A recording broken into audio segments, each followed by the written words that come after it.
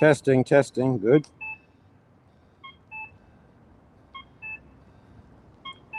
So we're gonna ride through some parts of Sacramento. I'm down by the Golden One Center, Front Street. We'll probably visit Front Street, and then I'll head along the river for a minute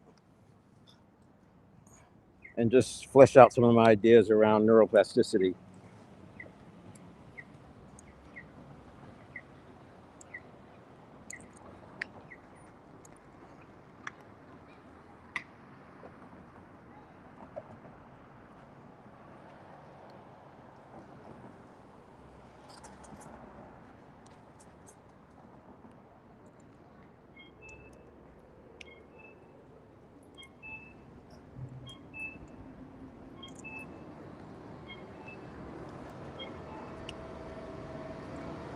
All right, so why neuroplasticity?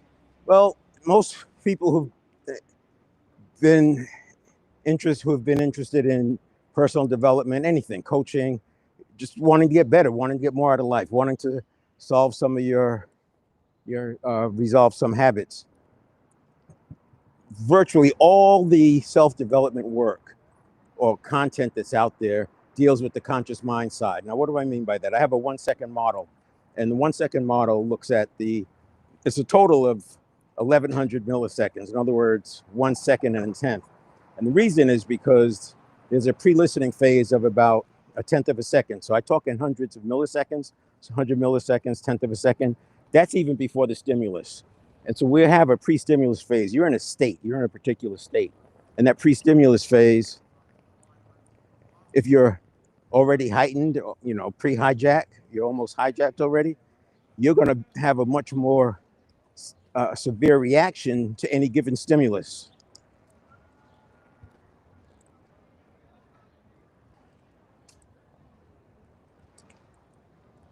You're going to have a much more significant reaction to any given stimulus.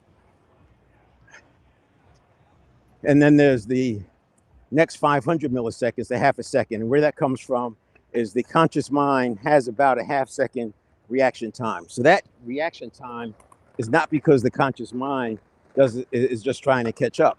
Kind of it is, but it's not like it's, hold on, let me cross these tracks. It's the thing is the half-second reaction time. It's not like nothing's going on. It's not just waiting. The subconscious, the network of neurons, is not a mind. It's a network of neurons. In fact, it's similar to artificial intelligence. They mapped artificial intelligence using the neural networks of the brain. Now, that half second that the subconscious is working, the network of neurons, it processes at 11 million bits per second. So in a half second, you have the potential to process 500 million bits. In other words, there's a lot going on right after the stimulus before the conscious mind is aware. Now, that's important because, as I said, most of the literature about personal development, whatever it is, achieving more, it's all on the conscious mind side. Look at all your infographics. Everything's about the conscious mind. We don't deal with the subconscious. Part of the reason is because for centuries it's been thought of as a mind. And so because if it's a mind, then it's also us.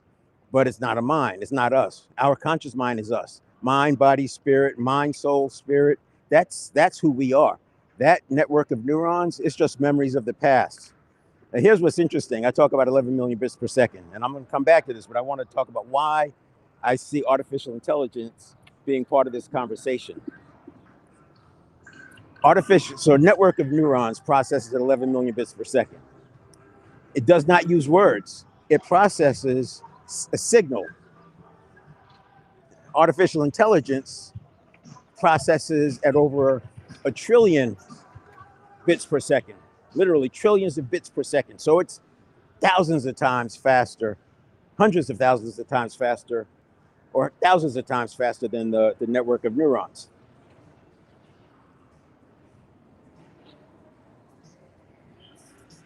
But the big difference is that it processes words. This is why when you put a question into AI, you're going to get a quick response. And it has an advantage, a huge advantage, because it's processing words at trillions of bits per second speed. whereas the conscious mind is processing signals. Now, the real dramatic shift is the conscious mind only processes at 11 million bits per second. And so you can see how woefully slow it is. Of course, the conscious mind is in words. So when you compare the 50 bits per second in words to the trillions of bits per second on artificial intelligence, you can see why people think artificial intelligence is so smart. It's not smart. It's just really, really fast. The reason I say it's not smart is because it's just memories. It's what it's done is taking in information and is giving you back, based on statistics, words that typically go together. So if you ask it a question, it knows what words usually go together. And because it's processing at trillions of bits per second, it's able to come up with these answers that sound very plausible. As soon as you start asking artificial intelligence to figure out some things that are in the future or in the what I call the field of infinite possibilities, or certainly it can't relate the unrelated, because the unrelated doesn't have words that go with it. And if you do force it into the unrelated, this is why you get the hallucination and the drift, because it's trying to figure out what you're trying to say, and it doesn't default to I don't know. It defaults, like the subconscious, it defaults to giving you an answer, even if the answer is doesn't make any sense. This is why people who trust artificial intelligence blindly get very surprised at, and often at the worst possible moment, because they're literally trusting it and they don't catch the drift. And I actually think drift is worse than hallucination, because hallucination, you know right away that it's screwed up. But with drift, it could give you the first few paragraphs could be great. And if you leave it at that, it turns out that it drifts somewhere else and it's talking about other things. It confuses itself and it starts treating its own response like your input. And that creates a problem. So the point about the trillions of bits per second, that gets into the speed of the processing.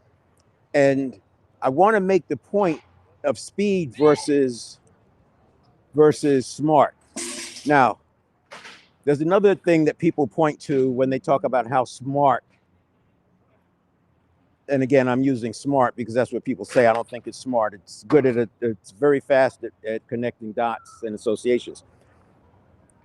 But people point to how it can beat humans, grandmasters in chess. It outperforms humans in Stratego, Go. These games that have finite options, it's always going, it makes sense that it would win because it's computational. It's figuring this stuff out. Trillions of seconds, trillions of bits per second. Let's go down here. And as a result, it's going to win, but that doesn't mean it's smart. Again, if they keep pointing to it outperforms humans on these games with finite options, you have to ask yourself, well, how does it do when we have a blank canvas? So let me put it in a way that is easy to remember. If you agree with me that it's very fast, very, very fast, then you look at the next step and say, okay, well, what does that mean? Well, let's say that we were climbing a ladder and you have one guy, call it a robot, who's really, really fast at climbing the ladder, can climb the ladder faster than any other robot, than any other human being. It's great, right? What happens is that it can't determine what's the right wall for the ladder. Now, let's say that you got a human and the robot, and clearly the robot could get to the top of the ladder faster than the human. And let's say that it's such that nobody knows what's on the roof of that building. We know we have to get to the other side, but we don't know which building is the best one to put the ladder against. You have to climb the top of the ladder to be able to see the next building, to see if that's the best building to put the ladder on or wall for the first run. You see where I'm going? The human can get to the top of the ladder and it may take longer, But when they get to the top of the ladder, they will know, they will be able to discern which is the right wall for the ladder to lean against. When the robot gets to the top of the ladder, it needs a human to prompt it. It needs a human to tell it which one it should go to. It can go to the next one very fast, but it runs into the same problem. At each node, it's going to have to interact with the human to figure it out. And if you don't know where to put those nodes, or if you don't have ways to stop it and check, you run into some problems. Now, there's another thing that I want to talk about, and that is productivity. When I remember being in engineering classes, and we used to have a slide rule, and I remember this specifically. I remember, like, it was 1974, and we had to do all of the math with the slide rule. And I remember the next year, because things were changing, right? Texas Instruments came out with I think it was a 181 or Texas Instruments 81, something like that, a calculator.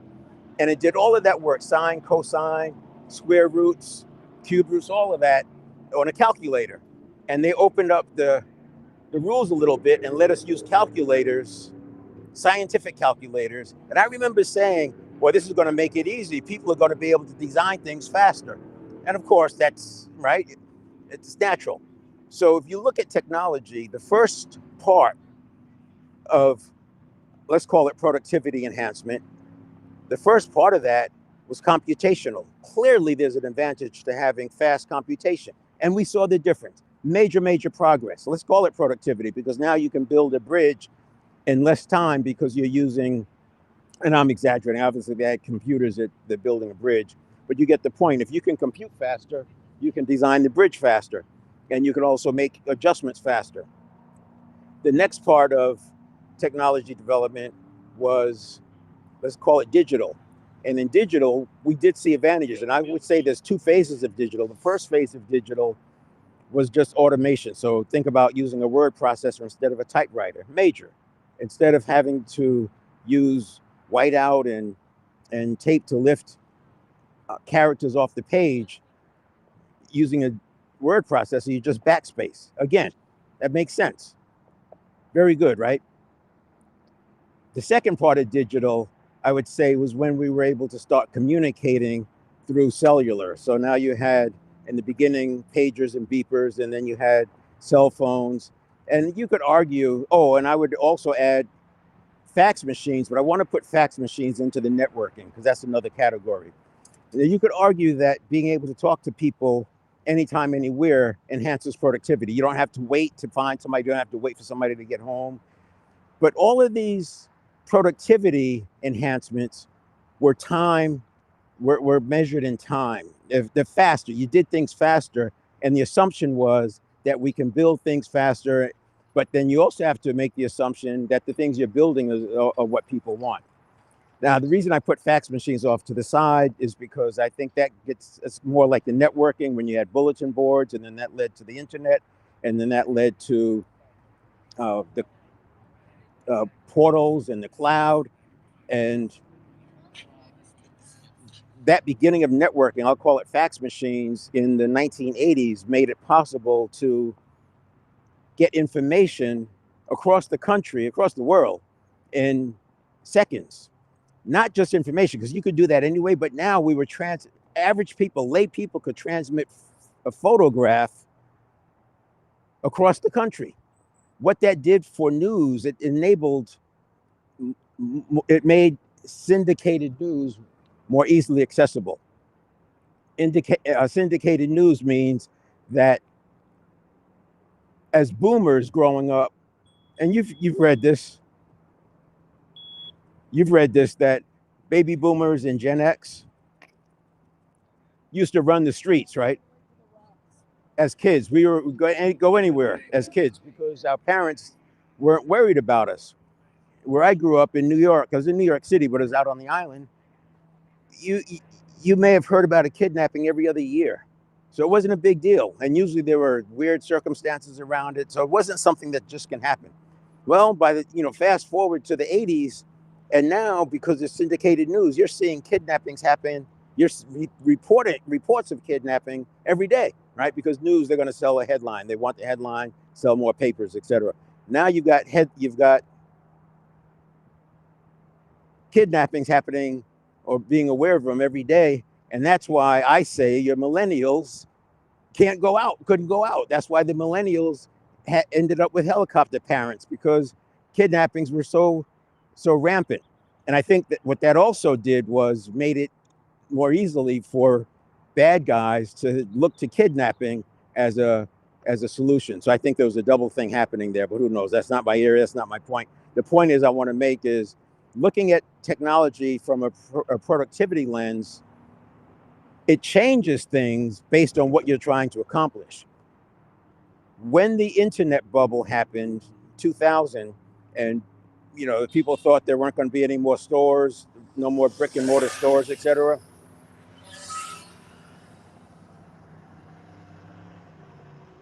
What was happening is they were taking time out of out of distribution.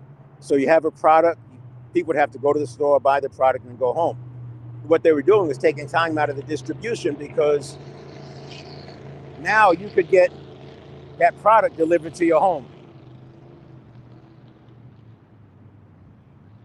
Brick and mortar stores are still there, so it didn't go 100%. And that's a good stopping point to compare it to AI. It never goes 100% for a lot of reasons. One, I still know people today in 2026 who don't touch the internet. I know they don't have an email address. They have to get their neighbor to receive emails, and the neighbor would carry the stuff. They just don't want to be online. These people are off the grid, maybe. But the others, more reasonably, there are people who won't touch Facebook. They're not on Instagram. They touch no social media, maybe a little Reddit. So artificial intelligence does not have those people in scope, if you think about it like that. But the point about, there's never going to be everybody jumping ship from one and going to the other. We still have people going to brick and mortar. I would say Amazon has won that game, right, of online shopping, but others are still playing. Walmart in the US is giving it a run for the money. Point is, with artificial intelligence, the amount of investment that's in those companies right now and their projections, you would have to have everybody using artificial intelligence to near its capacity to justify the hundreds of billions of dollars that are being invested in this. And it's not just, think about it, there's multiple companies going after it. So you got hundreds of billions of dollars invested in multiple companies. And as you probably know, that this is driving the S&P 500, because there's basically 7 companies, including NVIDIA, that are investing in each other, and that's just running up the valuation. That valuation is justified because they're saying, one, AI is really, really smart and it's going to surpass human intelligence, which I've already said is not going to happen because it's just the past. It may surpass human intelligence about the past because it can consume all of that. But remember, there's a lot of things that are not online. If a book was never put online, artificial intelligence is not aware of it. People who do papers and research, I know people doing papers and research are not putting them online because they don't want artificial intelligence reading it. So it's not going to have that information. But the bigger point is it can't move into the future. It can't relate the unrelated, and it can't build in the field of infinite possibilities because it doesn't have judgment. The other thing is, when you think about, okay, yes, it's very fast, trillions of processing, trillions of bits per second. But when you consider what humans have, we have soul and spirit.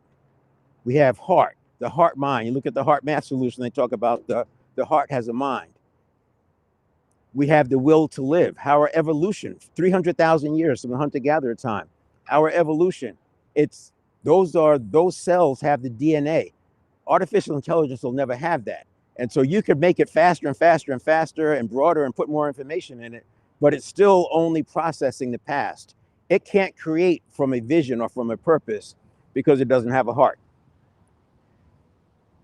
Back to the point about the valuation. If it's assuming that everyone is using AI near to its max capacity, that companies have used it, they've laid off workers, they've saved all this money, and now that money is justifying the valuation because artificial intelligence is now having robots do everything. And that's how they justified the valuation. But let's look at what it's really doing. Let's look at what really happens. Okay, number one, and we're already seeing this, 20 years ago, A/B testing took some time. It took some time and energy to do A/B testing in marketing and advertising. Today, you can do A, B, C, D, E, F, G, H, I, J, K testing in a prompt and have it run. And you can build the programming so that it can actually look at the results and constantly optimize your funnel for best conversion. The problem is, what does that do? Optimizing for the best conversion makes it possible to sell things to people that they weren't planning on buying. Said another way, it can move tomorrow's dollars, tomorrow's budget, brings it into today. So is it really adding to productivity? It may artificially bump the GDP a bit, but if all you're doing is pulling next year's dollars into today, the same way cars did for years, right? They went from 36-month loans to 48-month to 60-month to 72-month loans, and I've even seen 84-month loans. And you have leasing, and you have these different unique financing programs because they want to sell cars, and they use tactics to bring tomorrow's dollars into today. Do you really need that new car when your other car was fine? People are selling a car at 36,000 miles. Another person buys it, takes it to 80,000. Another person buys it, takes it to 120,000. Another person buys it and takes it to 200,000. And it's not like they're going broke trying to keep the car running. Some of your luxury cars may be extra expensive to do that. So you don't really need that new car. And I'm not knocking new cars. The point I'm making is the incremental gain from productivity, from artificial intelligence, is the same way, is similar to how in the tech bubble, the internet companies were telling investors that we're going to make a lot of money because look at all the clicks we're getting. There were arguments about how to convert clicks on a balance sheet. They didn't like accounting. They didn't like traditional accounting because it didn't work. They were trying to do accounting with clicks. They were trying, and of course, that bubble burst. And just look at a chart from 2000, and it took everything down with it.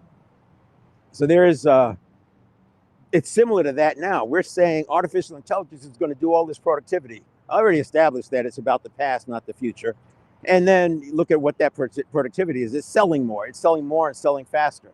And meanwhile, if people have less income because they're not working or they've taken a job that's lower paying, they're not going to have as much money to spend. So now we're getting people to spend money faster, but they're making less money. So really, where's the gain?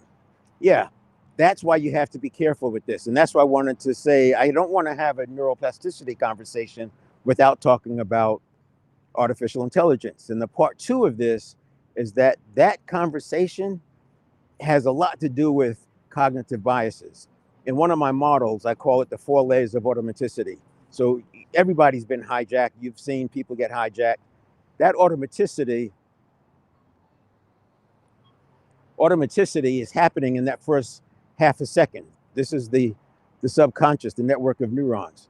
And that automaticity, it can be a phobia. When a person has a phobia response, that's in that first half second. When a person has that ego threat that happens, that's in that first half second. So I have 4 layers. There's I'll call it the hater reflex. This is when somebody sees somebody doing well or somebody posts something on social media and it triggers association of insecurity, and they quickly lash out. They end up attacking the person's character. They don't even know the person. But because something happened inside, that hater reflex kicked in, and they go and challenge somebody, attack somebody, lash out because it makes them feel better. So to get back to the neuroplasticity part of it, that hater reflex happens because when they see somebody else doing something well, if they're insecure, their serotonin takes a dip. That dip triggers associations of other bad things that happen. Next thing you know, they're acting like this is some childhood trauma that they had. I don't, when I say little trauma, I mean little t. I don't deal with mental health. This is all about moving above the line. But there's some little t trauma they had as a kid, and that gets triggered. And next thing you know, they're lashing out at this person because that thought triggered a set of associations. Next thing you know, they're all riled up. The most interesting thing about it, because remember, the subconscious, the network of neurons, does not operate in words, it operates in signals. It converts the signal into something that can be perceived by thought. And what happens is, because the words that we speak are happening from a signal, a converted signal, we start backing into meaning. So in other words, we have to come up with words that justify the feeling or that match the feeling.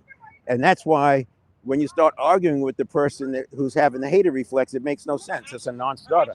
I would just not even bother, because it's not rational. You just need to let them go get a good night's sleep and then let the system reset, because once the cortisol and adrenaline start flowing, it's lights out.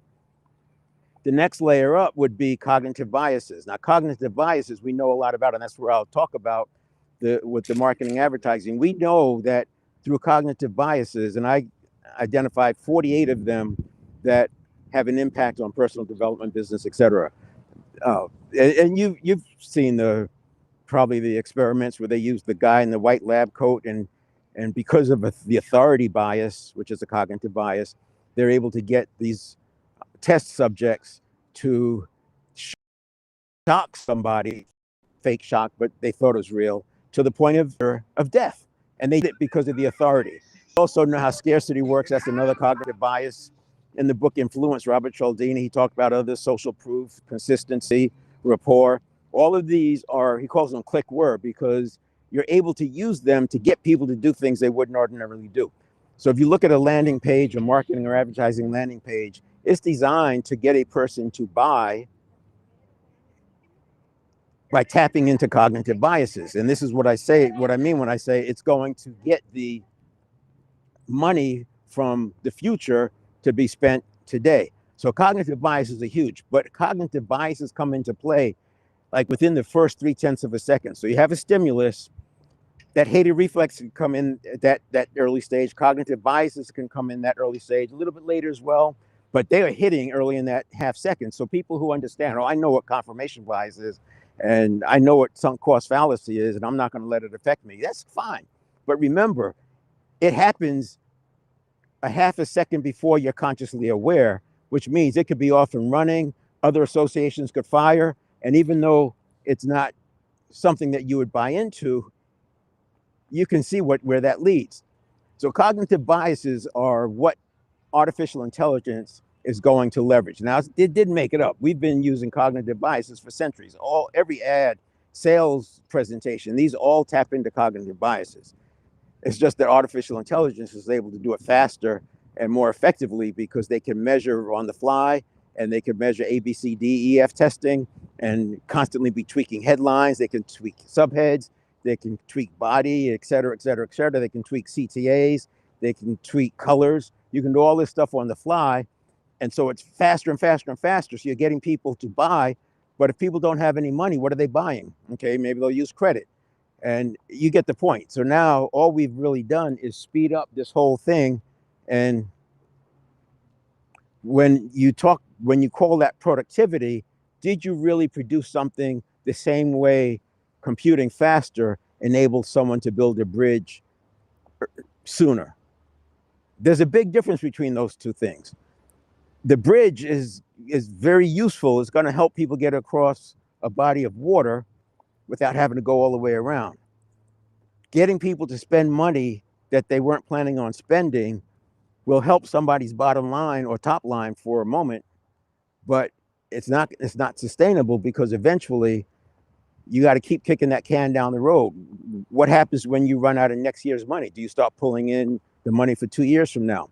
So I want you to just, when you start thinking about this, start looking at it from that standpoint. The other thing, you got these people, this fearmonger. You got two sides. There's the fearmongers who are saying that artificial intelligence is going to take over humanity and it's going to be smarter than humanity and all these bad things are going to happen. You have the people who are pushing the artificial intelligence saying, yes, we think it can be, we're going to reach AGI. We're going to reach the point where it's sentient. We're going to reach the point where, yes, AI can replace humans and that we want to be the ones who build that. But then they kind of gloss over the fact that in order for this to make sense from a monetary standpoint, 100% of the population would have to be using artificial intelligence at 60 to 70% of capability. And the likelihood of that happening, so let me do one more thing. So I ski, ride motorcycles, bicycles. I'm on one wheel right now, hiking, uh, all sorts of things, right? And when I'm out with these people, do you know that when we're on a chairlift, no one is talking about artificial intelligence. People are not talking about jobs and being taken over. It's just not happening. Why?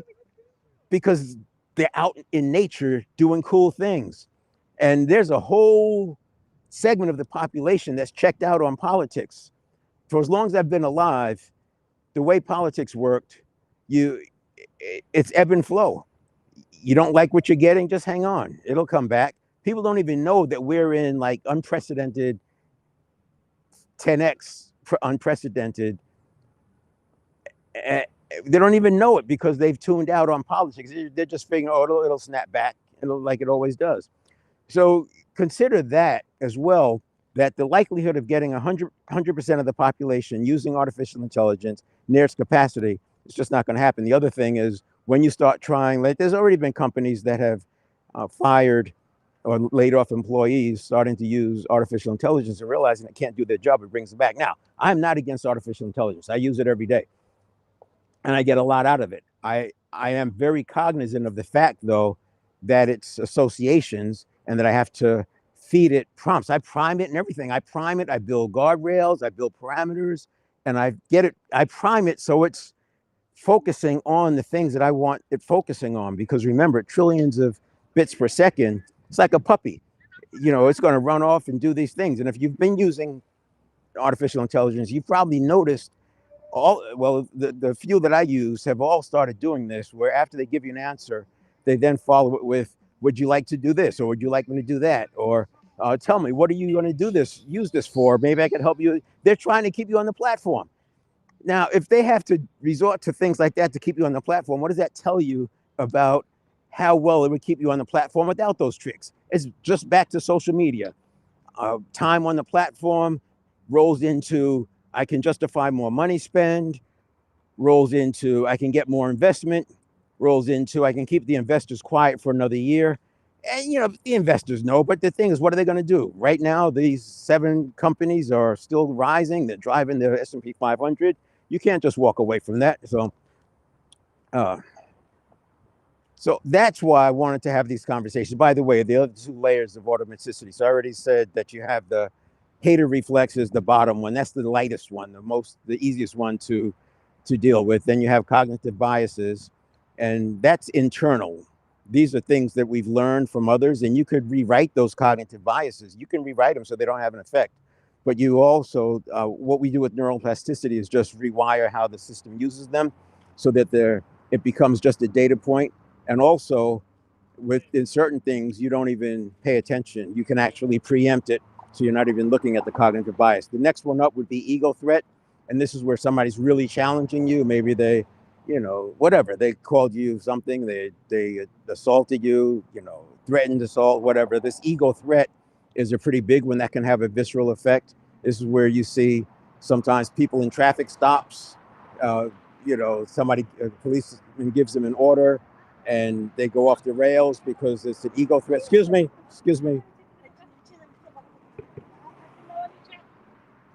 When somebody goes off the rails because a police officer gave him an order. So that would be the ego threat. And then the top one is phobia. So there's other ones in between there, but those are the 4 big categories.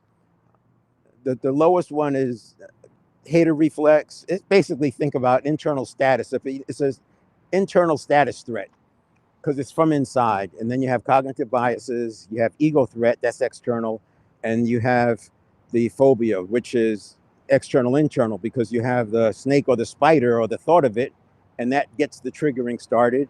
But then all of the internal stuff about starts to escalate it up, escalate it. So you have the escalation.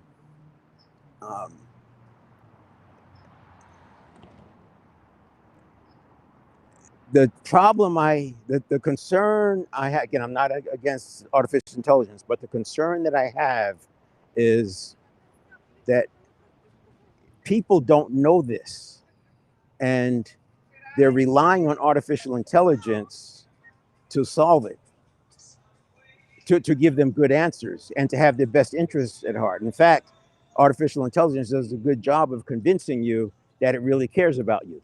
So that's why people are trusting it. We've heard the stories. Guy committed suicide, and artificial intelligence supposedly encouraged it. Stuff like that.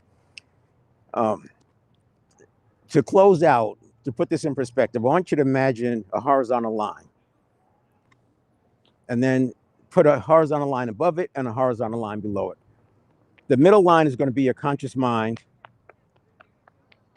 The line on the bottom is your subconscious, and the line on top is the higher self. Now, the higher self, that's your awareness. The conscious mind is your conscious mind, and then the subconscious is not a mind, it's the network of neurons, it's the associations. But that's your life experience. Now, let's say you go through an inflection point. Yeah, right. All the time, man, all day. Guy was telling me to do a wheelie. I'm on a one wheel. Now, if you think about those three, they all need to be in alignment. If you want to hit an inflection point, so you're going along at whatever level, a nice 2 or 3 degree upward trajectory, and you want to shift that and have an inflection point of about 7-degree upward trajectory, you're going to have to get all three of those aligned. Your higher self, your conscious mind, and your subconscious all have to be working together. So you're not being triggered. You're thinking about the right things. You're focused on the right stuff. You're showing up where you need to show up, and you got your priorities right, and not getting sidetracked and hijacked.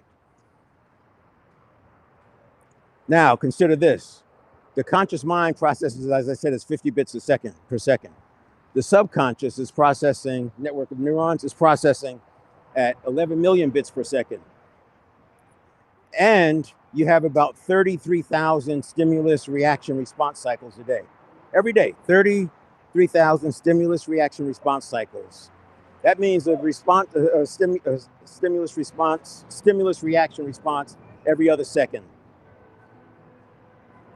Basically, we're awake about 65,000 seconds a day, give or take. That's where I'm getting the every other second. But if a person is triggered, I'm sure they can see 60,000 stimulus reaction cycles in a day. And there's no response on that because they're reacting to the reaction. In other words, they see a stimulus, external. Let's say you read an email and it's really bad news. That's the stimulus. But the next 10 minutes, you spend ruminating about how bad things can be. Those are all internal. You're reacting to your own reactions. You're not in the present moment. This is why it's so important to be able to understand what's going on so you can get presence, because you can't get coherence without having presence. Or I should say, you can't maintain coherence. And to the degree you lose coherence, you open the door for chaos and rigidity. So chaos is just going to give you drama and being triggered, and rigidity is going to give you a fixed mindset. Neither one of those are very productive. So you want to have that presence, and that presence comes by quickly resetting, because you know another stimulus is coming in another second or two. So you can't be spending this time ruminating. You want to quickly handle it. That's why I have the 7-step reset. Now, because it's happening 33,000 times a day, if you don't get that thing reset, your conscious mind gets buried in minutia about some threat, and most of the time it's not even a real threat. This is why neuroplasticity is the next frontier. Yeah, true, we become what we think about. But if you're thinking about bad stuff, that's what you're leaning into that. In order to continually think about your goal and your vision, you're going to also have to have it so that you don't get triggered, so that you don't get hijacked. so that you are having presence. And you're going to do that with the 1 second model. And, that's what I wanted to walk through that, because I've got this, I had this, let me go down this way.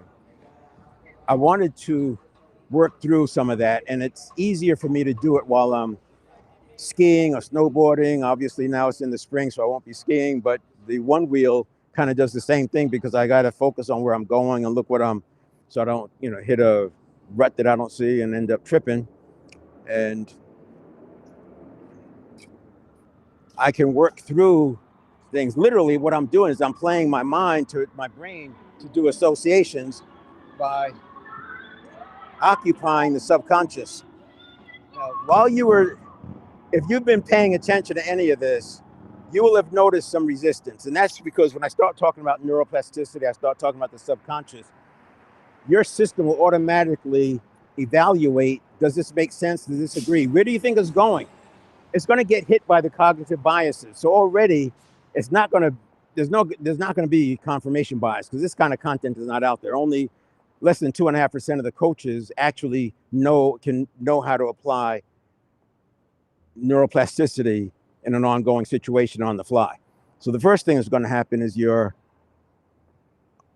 cognitive biases are going to kick in, but also the subconscious is having to evaluate, does this make sense? And it's going to run things through to test it, and it's not going to be there. You can't even test it because it's completely new, or it doesn't line up with your traditional thinking.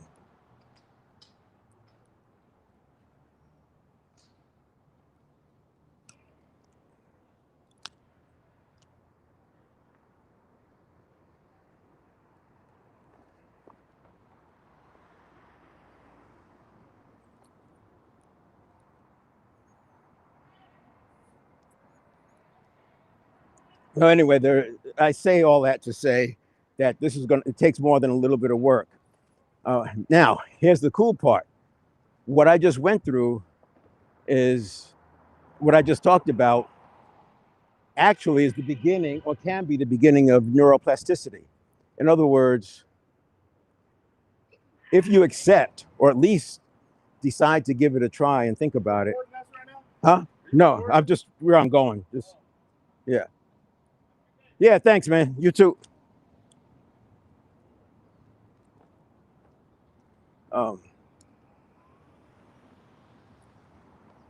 asked me, was I recording them? I guess I was, but I wasn't like recording them. They're just in my way.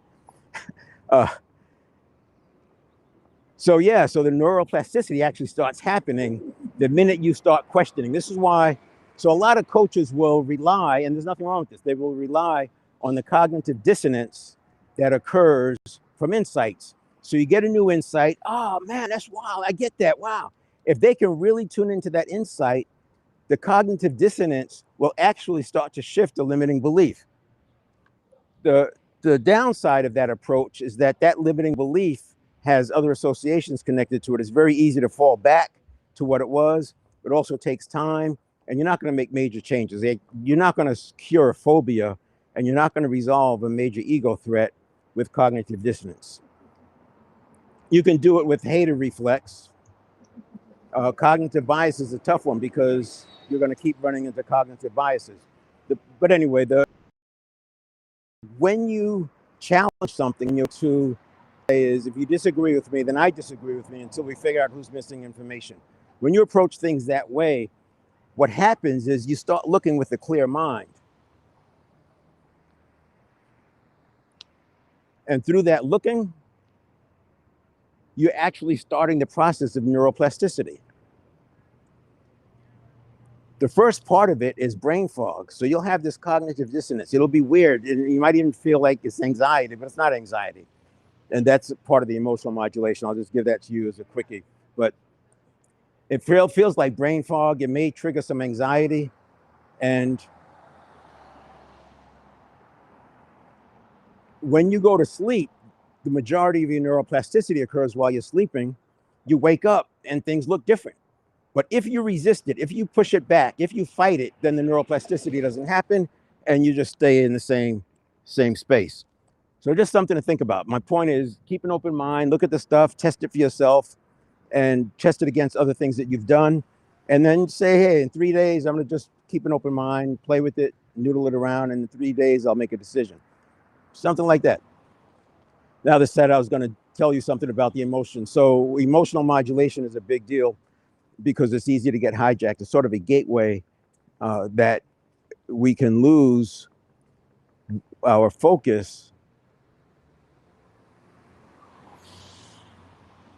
I'm on the wrong side of the mall.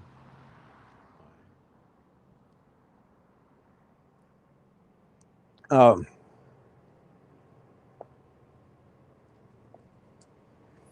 uh, Dr. Joan Rosenberg came up with 8 uncomfortable emotions that are that all can roll up to be perceived as anxiety. And those emotions, sadness and shame, vulnerability, embarrassment, frustration and anger, helplessness and disappointment, those 8 emotions, if you can label uncomfortable feelings with one of those emotions, it goes a long way to helping you gain composure and gain some perspective, because the emotion is not anxiety, it's just a thing, right? And when you label it, you're able to have a different approach. So anxiety is like, what do I do with anxiety? It never works. You try to suppress it, that's worse.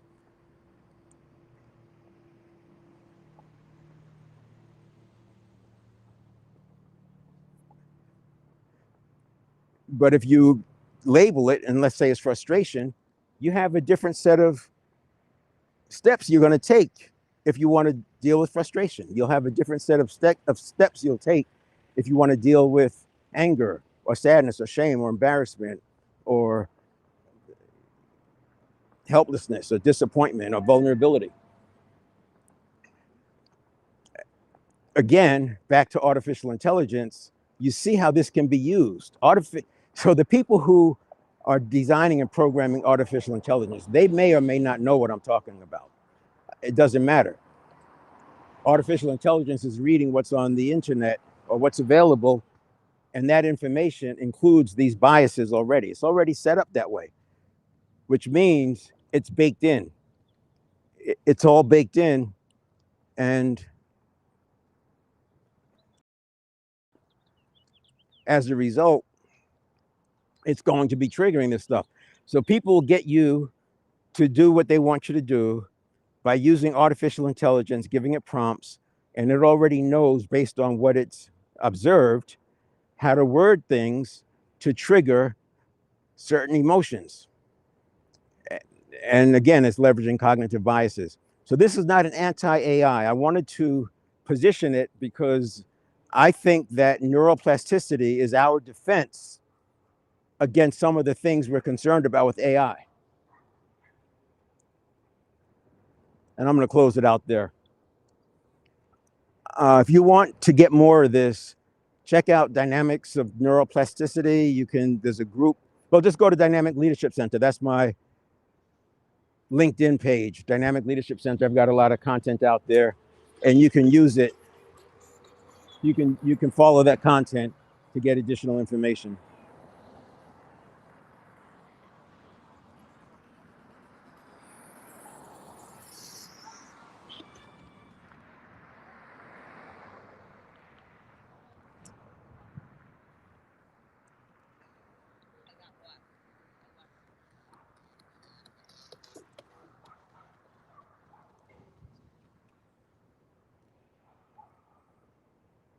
The other thing you can do is if you're watching this on YouTube, you're on Transformation After 50. I'll probably put more of the AI related content on Transformation After 50, but it's in the context of neuroplasticity.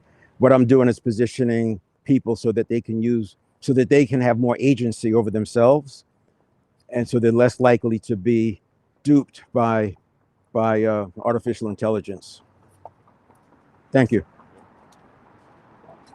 This is 14th Street.